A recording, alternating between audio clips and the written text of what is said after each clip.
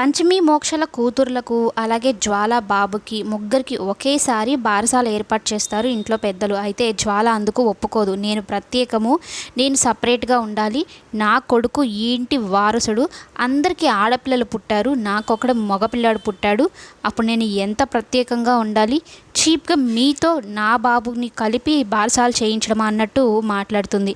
అయితే ఇంక జ్వాలతో గొడవ ఎందుకు అన్నట్టు పంచమి సరే జ్వాల బాబుకి బారసాలు చేయండి, తర్వాత కావాలంటే మా పిల్లలకు చేయించుకుంటామని అంటూ ఉంటే ఇక ఇంట్లో పెద్దవాళ్ళందరూ కలిసి ఒప్పించి చేయిస్తారు. కానీ జ్వాల ఎలా మాట్లాడుతుందంటే, ఆడపిల్లలంటే తక్కువ, మగపిల్లాడంటే ఎక్కువ, ఆడపిల్లలు ఒకరికి ఇంటికి ఇచ్చేస్తే వెళ్ళిపోయేవాళ్ళు, కానీ నా కొడుకు పెళ్ళైనా ఇక్కడే ఉంటాడు, నా ఇంటి వారసుడు అన్నట్టు మాట్లాడుతూ ఉంటుంది. అంటే ఆడపిల్లలను చాలా తక్కువ చేసి మాట్లాడుతూ ఉంటుంది.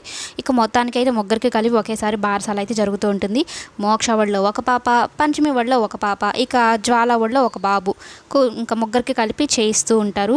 ఎంత క్యూట్గా ముద్దుగా ఉంటారు ఆ చిన్నపిల్లలు ఇద్దరు, అంటే పాపలిద్దరు. జ్వాలకు పుట్టిన బాబునైతే మనకు చూపించలేదు, కానీ ఇక ఈ పిల్లలు అయితే చాలా క్యూట్గా ముద్దుగా ఉంటారు. ఇంకా ఇద్దరిని కలిపి ఉయ్యాల్లో అయితే వేస్తూ ఉంటారు. మోక్ష పంచమి ఇద్దరు కలిపి ఉయ్యాల్లో వేసి పాపలనైతే ఊపుతూ ఉంటారు. ఇంకొక ప్రత్యేకమైన విశేషం ఏంటి అంటే, సుబ్బు కూడా ఈ ఫంక్షన్కి అయితే వచ్చాడు. ఇక పంచమి, మోక్ష జోలపాడి మరీ పిల్లల్ని నిద్రపిచ్చుతూ ఉంటారు.